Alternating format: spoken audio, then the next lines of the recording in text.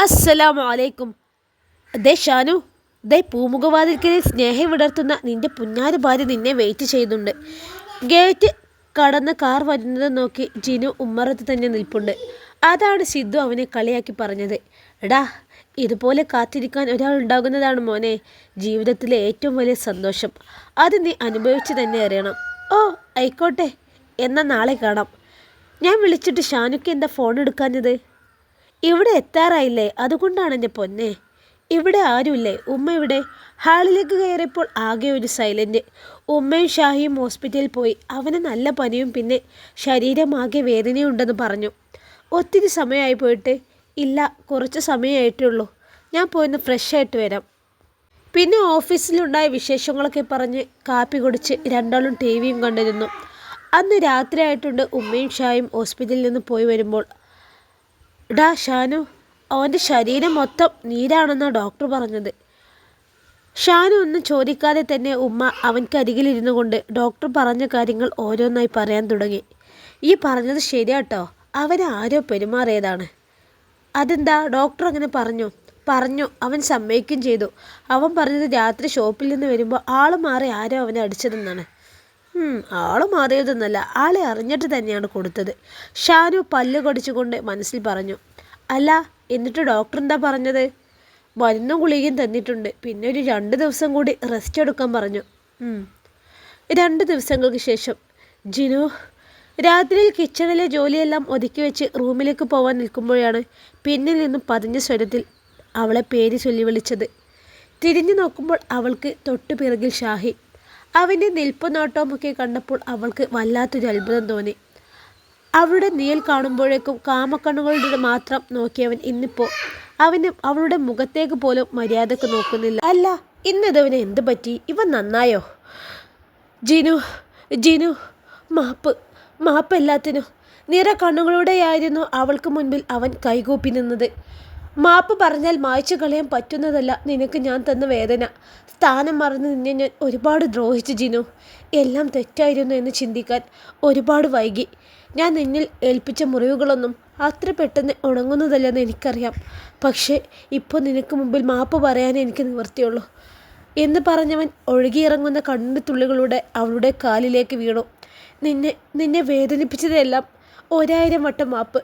ഇതിലും വലുതായിട്ട് എന്ത് പരിഹാരമാണ് ചെയ്യേണ്ടതെന്ന് എനിക്കറിയില്ല. നിന്നെ വേദനിപ്പിച്ചതെല്ലാം ഞാൻ അനുഭവിച്ചു കഴിഞ്ഞു.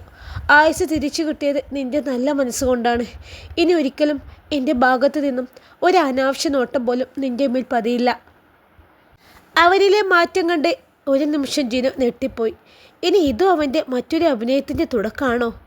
അവൾ ചിന്തിച്ചു. പേടിയോടെ അവൾ വേഗം പിന്നോട്ട് വലിഞ്ഞു.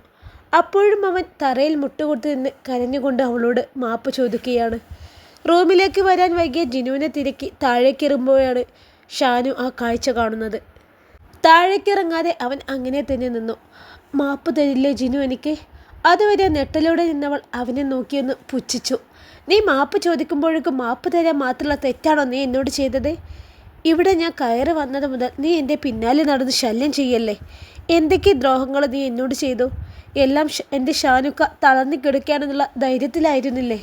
നിനക്കറിയാം ഞാൻ ഷാനുഖാനോട് ഒന്നും പറയില്ലെന്ന്.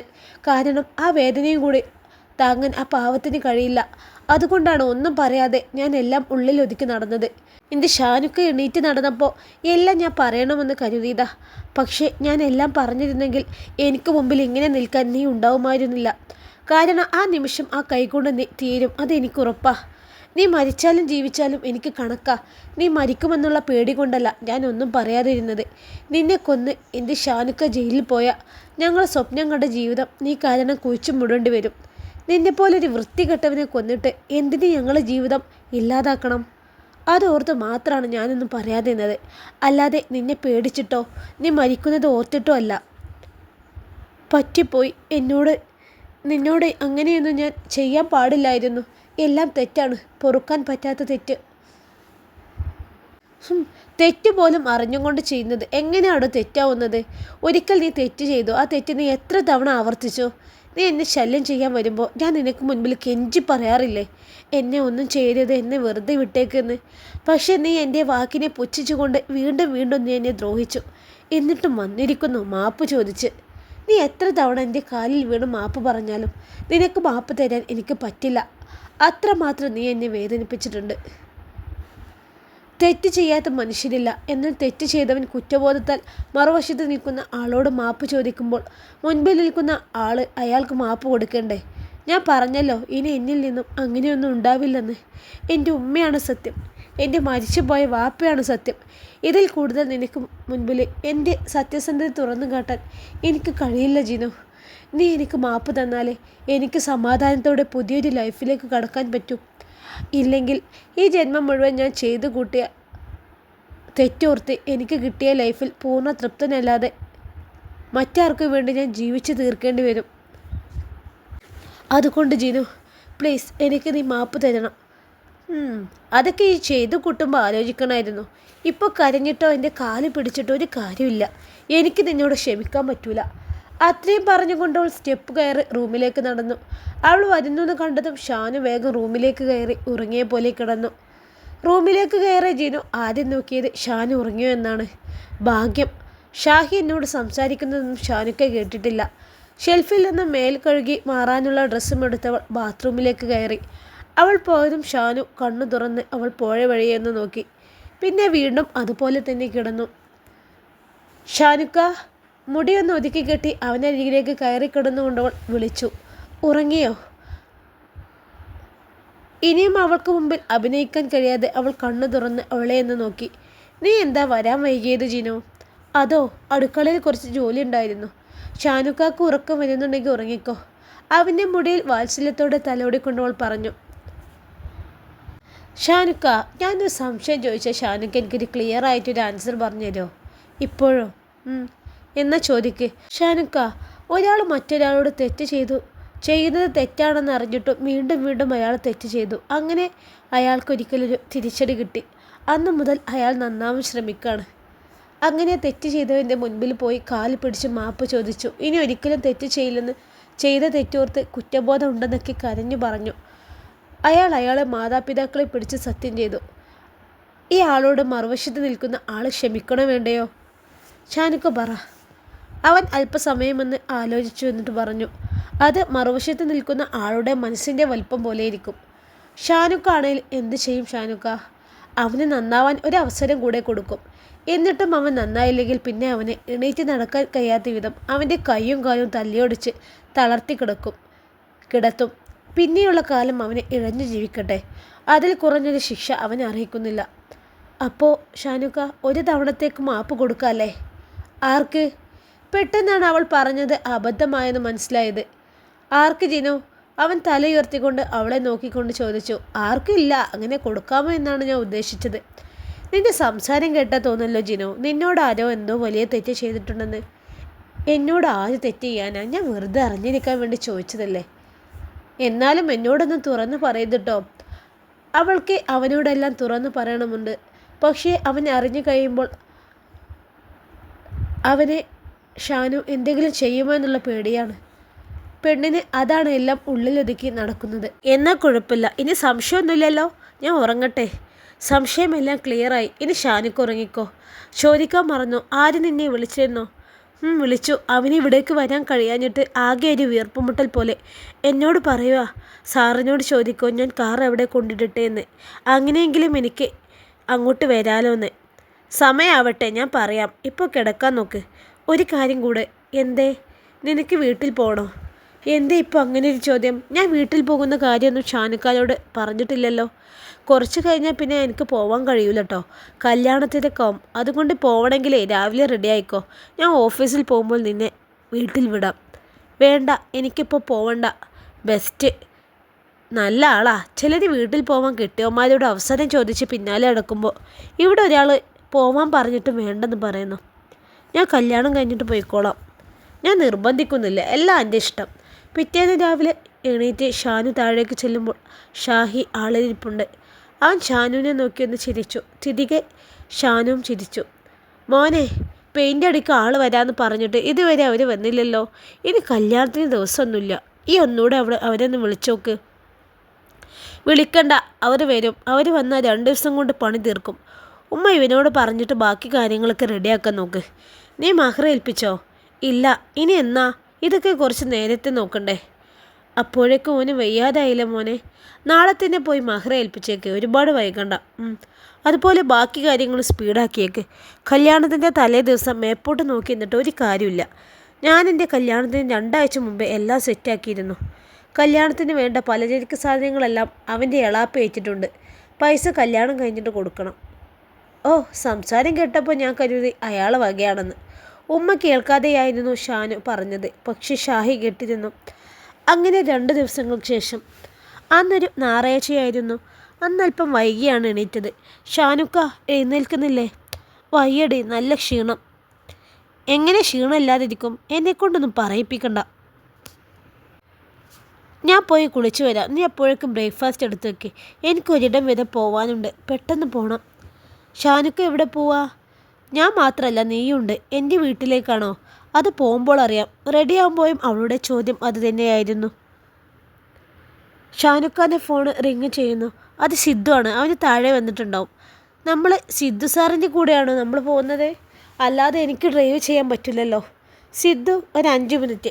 നീ ആ ഡോർ ലോക്ക് ചെയ്ത് പെട്ടെന്ന് ഇറങ്ങ്. അവൻ താഴെ വെയിറ്റ് ചെയ്യുന്നുണ്ട്. എവിടേക്കാ മോനെ പോകുന്നത്?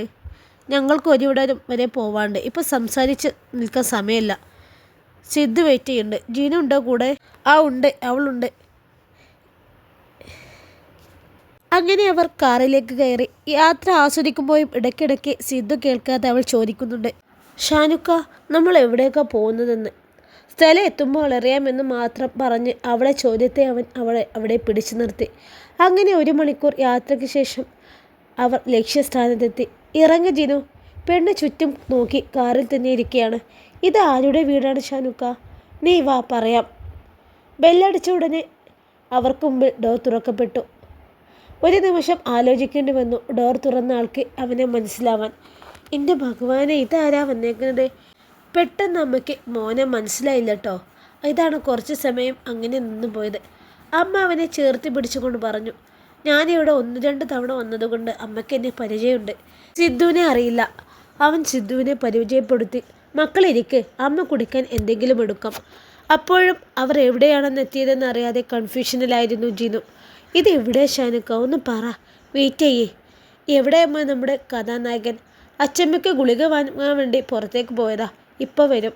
മോ വരുന്നത് അവനോട് പറഞ്ഞിട്ടില്ലായിരുന്നു? ഇല്ല, ഞങ്ങളെ കണ്ട് അവനൊന്ന് നെട്ടിട്ടെന്ന് കരുതി. ഇത് ആദിയുടെ വീടാണോ ഷാനുക്ക? അപ്പോഴേക്കും പുറത്തെ ബേക്ക് വന്ന ശബ്ദം കേട്ടു.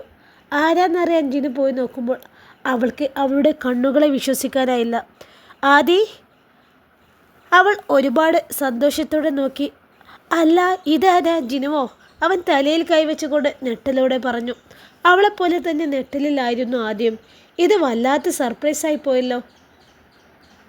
എന്നും നിങ്ങളെക്കുറിച്ച് പറയുവന്, ഒരു ദിവസം പോലും പറയാത്ത ദിവസമില്ല. അവിടെ വന്നതിൽ പിന്നെ അവന് ഭയങ്കര സങ്കടം. ഇപ്പോൾ അവൻ്റെ മുഖത്തെ സന്തോഷം നോക്കി. അച്ചമ്മ അവനെ കളിയാക്കിക്കൊണ്ട് പറഞ്ഞു. അപ്പോഴേക്കും അമ്മ ചായയും പലഹാരങ്ങളും ടേബിളിൽ കൊണ്ട് നിരത്തിയിരുന്നു. ഒന്നും വേണ്ടാന്ന് പറഞ്ഞിട്ടും അവർ കേട്ടില്ല. മോളെക്കുറിച്ച് ഇവന് കൂടുതൽ പറയാനുള്ളത്. അവിടെ എനിക്കൊരു ചേച്ചി കൊണ്ടുണ്ട്. അടിയുണ്ടാക്കാനും വഴക്കിടാനും സ്നേഹിക്കാനും തെറ്റ് കണ്ടാൽ തിരുത്തി തരാനും. എൻ്റെ കൂടെ പിറക്കാതെ പോയ എൻ്റെ പെങ്ങളുട്ടി എന്നേക്കാൾ വയസ്സ് കുറവാ. ആണെങ്കിലും ഞാൻ ചേച്ചി എന്നാ വിളിക്കുക എന്നൊക്കെ പറഞ്ഞു എന്നോട്. മോനെ നോക്കാൻ വന്നതിന് ശേഷം ഒരു ഏട്ടൻ്റെയും പെങ്ങളെയും സ്നേഹം അനുഭവിക്കാൻ ആവോളം കഴിഞ്ഞെന്ന് പറയും. ഈ ജോലിക്ക് കയറിയതിന് ശേഷമാ അവൻ ആദ്യമായിട്ട് ജോലി പൂർത്തിയാക്കി വന്നതിന് ശേഷം സങ്കടപ്പെട്ടിരിക്കുന്നത്. അത് നിങ്ങൾ കൊടുത്ത കറിയില്ലാത്ത സ്നേഹത്തിൻ്റെ അടയാളമാണ്. ചിലയിടങ്ങളിൽ അവൻ ജോലിക്ക് പോയാൽ എന്നെ വിളിക്കും പറയും, എനിക്ക് വയ്യമ്മേ, ഇവിടെ നിൽക്കാൻ വയ്യാന്ന്, ഈ ജോലി വേണ്ടാന്ന് വെക്കുകയാണെന്നൊക്കെ പറയും. എൻ്റെ മോൻ ജോലിക്ക് പോയിട്ട് കരഞ്ഞ ദിവസം വരെയുണ്ട്. അത് കേൾക്കുമ്പോൾ എനിക്ക് സങ്കടമാവും. മോനെ നോക്കാൻ വന്നതിൽ പിന്നെ ഞാൻ അവനിൽ നിന്ന് അങ്ങനെ ഒരു വാക്ക് കേട്ടിട്ടില്ല. നീ ഇവിടേക്ക് വരുന്നില്ലേ ചോദിച്ചാൽ പറയും, സാറിന് നല്ല പോലെ ഭേദാവട്ടെ എന്ന്. വന്നില്ലെങ്കിലും അവനവിടെ സന്തോഷത്തോടെയുള്ള സമാധാനമായിരുന്നു എനിക്ക്. എല്ലാം കേട്ട് ചിരിയോടെ നിൽക്കുകയാണ് അവർ 3 പേരും. ഡാ, എനിക്ക് പോകണം, സമയമില്ല. എന്തേ പെട്ടെന്ന് പോകുന്നത്? സിദ്ധുവിന് അവിടെ അടുത്ത് അവൻ്റെ റിലേറ്റീവിൻ്റെ മാരേജ് ഫംഗ്ഷൻ നടക്കുന്നുണ്ട്. ഞങ്ങളെ ഇവിടെ വിട്ടിട്ട് അവൻ അവിടേക്ക് പോകാനുള്ള പ്ലാനിങ്ങോടെ വന്നതാണ്. എന്നാൽ നീ പോയിക്കോ. സിദ്ധു, ഞങ്ങൾ ഇറങ്ങിയാണ്. സിദ്ധു സാർ പോയാൽ സാറെങ്ങനെ പോവും? അത് എന്നെ വിളിക്കാൻ വേണ്ടിയാണോ നിങ്ങൾ വന്നത്? അല്ല. ഷാനുവിൻ്റെ ആ മറുപടി കേട്ട് ജിനുവിൻ്റെയും ആദിയുടെയും മുഖം ഒന്ന് മങ്ങി. ഞാൻ എൻ്റെ കാറ് കൊണ്ട് പോവാൻ വന്നതാ. വെറുതെ നിന്നെ ബുദ്ധിമുട്ടിക്കണ്ടല്ലോ. സാറിന് ഡ്രൈവ് ചെയ്യാൻ പറ്റുമോ? ശ്രമിച്ചു നോക്കാം. നിങ്ങളെ ഞാൻ കൊണ്ടുവരാം. എനിക്ക് തിരികെ ബസ്സിന് വന്നാൽ പോരെ? അത്രയും ദൂരം സാറ് ഡ്രൈവ് ചെയ്യേണ്ട റിസ്ക് എടുത്ത്. അവനെന്ത് പറയുമെന്ന് അറിയാൻ ജിനു അവനെ തന്നെ നോക്കി നിൽക്കുന്നുണ്ട്. വേണ്ടടാ, നീ കാറിൻ്റെ ചാവി എടുക്ക്, ഞാൻ തന്നെ ഡ്രൈവ് ചെയ്തോളാം. സങ്കടത്തോടെ അവൻ ചാവി എടുത്ത് ഷാനുവിൻ്റെ കയ്യിൽ കൊടുത്തു. അവൻ്റെ സങ്കടം കണ്ട് അമ്മയും അച്ഛമ്മയും ഷാനുവിനെ തന്നെ നോക്കുന്നുണ്ട്. എന്ത് ഷാനു, ഈ ആ ചെക്കനെ സങ്കടപ്പെടുത്താതെ കാര്യം പറയാൻ നോക്കടാ. സിദ്ധു അവൻ്റെ ചുമലിൽ പതിയെ അടിച്ചുകൊണ്ട് പറഞ്ഞു. അവൻ എന്താ പറയാൻ പോകുന്നതെന്ന് അറിയാൻ ആദി ആകാംക്ഷയോടെ അവനെ തന്നെ നോക്കുന്നുണ്ട്. അമ്മയ്ക്ക് ഇവനിനി ദൂരെ പോയി ജോലി ചെയ്യുന്നതിനോട് താല്പര്യമുണ്ടോ? ഇല്ല മോനെ, ഇനി ജോലി വേണ്ടാന്ന് ഞാൻ എന്നോ അവനോട് പറഞ്ഞതാ. എനിക്ക് എൻ്റെ മോനെ കാണാതിരിക്കാൻ പറ്റില്ല. ദൂരെ ജോലിക്ക് പോയാൽ ഒരു ദിവസം വീഡിയോ കോൾ ചെയ്ത് അവനെ കണ്ടില്ലെങ്കിലേ എനിക്ക് ഉറക്കം വരില്ല. അടുത്താണെങ്കിൽ കുഴപ്പമില്ല, ഇത് ഒരുപാട് ദൂരെയല്ലേ ജോലി കിട്ടുക. മോൻ്റെ അടുത്ത് നിന്ന് വന്നതിന് ശേഷം ഞാൻ പറഞ്ഞിരുന്നു ഇനി നമുക്ക് ഈ ജോലി വേണ്ടാന്ന്. എന്നിട്ട് ഇവൻ്റെ അഭിപ്രായം എന്താ? അവന് അത് തന്നെയാണ് ഇഷ്ടം. പക്ഷെ അവൻ പറയുന്നത് ഈ ജോലി ഇല്ലാതെ നമ്മളെങ്ങനെ ജീവിക്കുന്ന. ഇവൻ പോയാൽ ഇവിടെ ഞങ്ങൾ 3 പെണ്ണുങ്ങൾ മാത്രമേ ഉള്ളൂ. പെട്ടെന്ന് ആർക്കെങ്കിലും വയ്യാതായാൽ ഇവൻ്റെ ചെറിയച്ഛനെ വിളിക്കണം. ചിലപ്പോൾ അവന് ദേഷ്യം വരും. ആരെയും പറഞ്ഞിട്ട് കാര്യമില്ല. സ്വന്തം മക്കളെപ്പോലെ ആവില്ലല്ലോ ആരും. ഇതൊക്കെ ഓർക്കുമ്പോഴാണ് ഞാൻ ഇവനോട് പറയുന്നത് ദൂരെയുള്ള ജോലി നമുക്ക് വേണ്ടാന്ന്. പക്ഷേ ഇനി ഒരു ജോലി റെഡിയായി വരുമ്പോഴേക്കും ഒത്തിരി ദിവസമാവില്ലേ? അമ്മയുടെ മോന് പെട്ടെന്ന് തന്നെ ഒരു ജോലി ശരിയാക്കി കൊടുത്താലോ? അതെങ്ങനെ? അമ്മ ഒരുപാട് ആകാംക്ഷയോട് ചോദിച്ചു. ഇപ്പോൾ ഞങ്ങൾ വന്നത് അമ്മയ്ക്കൊരു സന്തോഷ വാർത്തയാണ്. ഞങ്ങളെ കമ്പനിയിൽ ഇവനൊരു ജോലി ശരിയാക്കിയിട്ടുണ്ട്. മോശമില്ലാത്തൊരു പോസ്റ്റാണ്. എൻ്റെ ഭഗവാനെ! അവൻ പറഞ്ഞത് കേട്ട് ആദ്യം സന്തോഷം കൊണ്ട് തലയിൽ കൈവച്ചു. അവൻ ജോലിക്ക് കയറിയാൽ പിന്നെ അമ്മയ്ക്ക് അമ്മയുടെ മോനെ എന്നും കാണാലോ. ദൂരെ പോയെന്നുള്ള ടെൻഷനും വേണ്ട. ഈശ്വരനെ അനുഗ്രഹിക്കും നിങ്ങളെയും എന്നെയും. സിദ്ധുവിനെ നോക്കി അമ്മ നിറകണ്ണുകളോടെ കൈകൂപ്പിക്കൊണ്ട് പറഞ്ഞു. മക്കൾ എപ്പോഴും കൂടെ ഉണ്ടാവണമെന്നല്ലേ എല്ലാ മാതാപിതാക്കളും ആഗ്രഹിക്കുക. ഇവിടെ അമ്മയുടെ ആഗ്രഹം മനസ്സിലാക്കിയാണ് ഞങ്ങൾ ഇവനൊരു ജോലി ശരിയാക്കിയത്. ഇതിൻ്റെ ക്രെഡിറ്റ് എനിക്കല്ല കേട്ടോ. ആദ്യം ഇതേ നിൻ്റെ ഷാനു സാറിൻ്റെയാണ്. ഇവൻ എന്നോ പറയുന്നുണ്ട് ഇവന് ഭേദമായാലേ നമുക്ക് കമ്പനിയിൽ എനിക്കൊരു ജോലി ശരിയാക്കണമെന്ന്. ഇവൻ പറഞ്ഞപ്പോഴാണ് ഞാനും അതിനെക്കുറിച്ച് ആലോചിച്ചത്. ഒരുപാട് സന്തോഷമുണ്ട് മക്കളെ. നിങ്ങളെ നല്ല മനസ്സിനെ ദൈവം അനുഗ്രഹിക്കട്ടെ. ഇനി എൻ്റെ മോനെ ഞങ്ങൾക്ക് കൺവട്ടത്ത് തന്നെ കാണാമല്ലോ. എന്നാ ജോലിയിൽ കയറേണ്ടത്? അത് പറയാം. അതിനു മുമ്പ് കുറച്ച് ദിവസം ഇവൻ എൻ്റെ കൂടെ ഉണ്ടാവും. അവനെ വിളിക്കാനും പിന്നെ അമ്മയോട് ഈ സന്തോഷ വാർത്ത നേരിട്ട് അറിയിക്കാനും കൂടിയാണ് ഞങ്ങൾ വന്നത്. എൻ്റെ കൈ ഇതുവരെ ഓക്കെ ആയിട്ടില്ല. ഡ്രൈവ് ചെയ്യാൻ ബുദ്ധിമുട്ടാണ്. ഇവൻ കൂടെ ഉണ്ടെങ്കിൽ എനിക്ക് ഓഫീസിൽ വരാനും പോകാനും ബുദ്ധിമുട്ടുണ്ടാവില്ല. പിന്നെ അനിയൻ്റെ കല്യാണമാണ് അടുത്ത ആഴ്ച. ഇടയ്ക്ക് പുറത്ത് പോകേണ്ട ആവശ്യങ്ങളൊക്കെ വരും.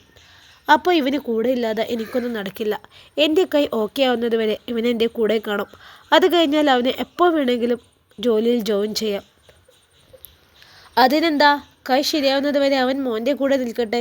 മോൻ്റെ അടുത്താണെന്നുള്ള സമാധാനം ഉണ്ടല്ലോ എനിക്ക്. അവൻ്റെ വീട്ടുകാരെ കല്യാണത്തിന് ക്ഷണിച്ച് എല്ലാവരോടും യാത്ര പറഞ്ഞ് അവർ അവിടെ നിന്നിറങ്ങി. അവർ ഇറങ്ങുന്നതിന് മുമ്പേ സിദ്ധു അവൻ്റെ റിലേറ്റീവിൻ്റെ വീട്ടിലേക്ക് പോയിരുന്നു.